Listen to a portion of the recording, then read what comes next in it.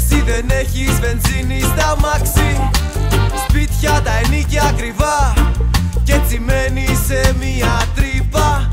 Όλοι άγνωστοι στη γειτονιά και εσύ δεν ξέρεις ούτε τον δίπλα.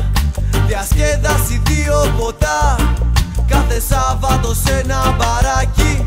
Μια το μήνα πας σινεμά, Κυριακή TV καφεδάκι. Κι εγώ θα ανέβω σε μια μπανανιά και θα αρχίσω να τρώω μπανάνες. Καλύτερα στην μπανανιά κι ας τρώω μόνο μπανάνες. Θα ανέβω σε μια μπανανιά και θα αρχίσω να τρώω μπανάνες.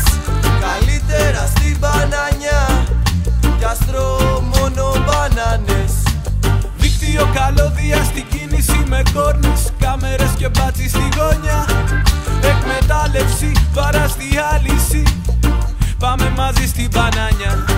Υποχρεώσεις, άτοκες δόσεις, δεν φτάνουν τα λεφτά.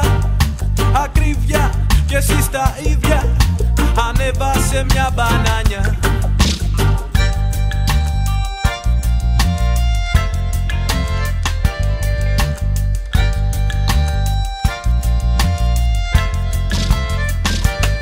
Με το ευρώ σου παν θα είναι καλά, σου πίνουν το αίμα μα χρόνος κυλάει. Οι κυβερνήσεις πέφτουν, απ' αυτές περιμένεις, τα θες και τα παθαίνεις.